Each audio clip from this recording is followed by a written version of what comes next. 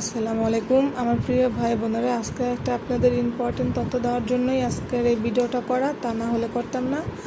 তো কিছু কিছু কন্টেন্ট ক্রিয়েটর আছে, কয়েকদিন ধরেই দেখতেছি ফেসবুকে অথবা ইউটিউবে ওনারা বলতেছে আমের আটি দিয়ে নাকি তেল হয় অথবা বাটার তৈরি করা যায়। তো যাই হোক, তার জন্যই আজকে ট্রাই করলাম। আমাদের গাছেরই আম নিয়েছি 4-5টা, নেওয়ার পরে আমি এই আমগুলো ছোটো ছোটো করে কেটে এই আমের আটিগুলো নিয়ে নিয়েছি। তো এক এক করে আমি অনেকগুলো আমের আটি সংরক্ষণ করেছি। তো করার পরে এগুলাকে ভালো করে ছোট করে কুচি কুচি করে নিব।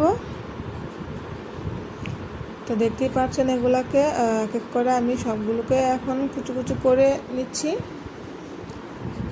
তো নেওয়ার পরে এক পর্যায়ে এগুলাকে আমি তারপর ভালো করে ধুয়ে নিব।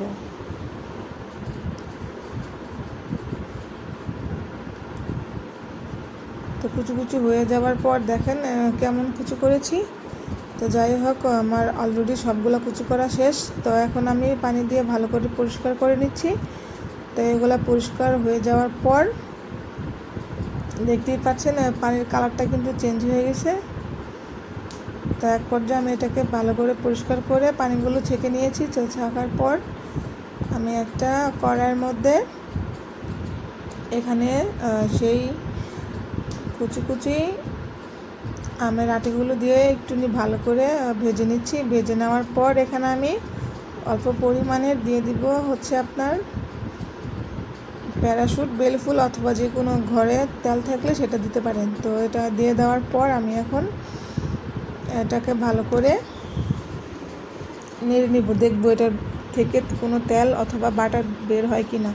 কিন্তু অনেকে বলে এটার থেকে অনেকগুলো তেল বের হয়, হওয়ার পরেই মানুষ মুখে দেয়, মুখে দিলে মুখ ফর্সা হয়ে যায়, হাত পা দিলে ফর্সা হয়। বাট এটা সম্পূর্ণ মিথ্যা কথা। অনেকে ভিউ পাওয়ার জন্য এইসব কাজগুলো করে আর মানুষের বিভ্রান্ত করে। যাই হোক, আপনারা কেউ ভুলো এই কাজটা করবেন না। আমার আটি থেকে কোনো তেল বের হয় না, অযথা মানুষকে বিরক্ত করার জন্য এইসব ভিডিও করে।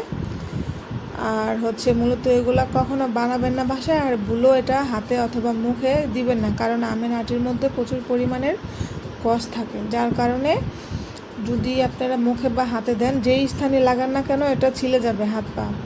সো দয়া করে কেউই এইসব ভিডিও দেখে সচেতন হবেন আর মানুষকে অবশ্যই সচেতন করবেন। আর এইসব ভিডিও যারা দিবে তাদেরকে অবশ্য বলবেন যাতে মানুষদের যেন হয়রানি না করে। যাই হোক, আমার ভিডিও যদি আপনাদের ভালো লেগে থাকে অবশ্যই like, comment, share and subscribe করে পাশে থাকবেন। তো এই বলে আজকের জন্য এখানে ভিডিও শেষ করছি। সবাই ভালো থাকবেন, সুস্থ থাকবেন। আল্লাহ হাফেজ।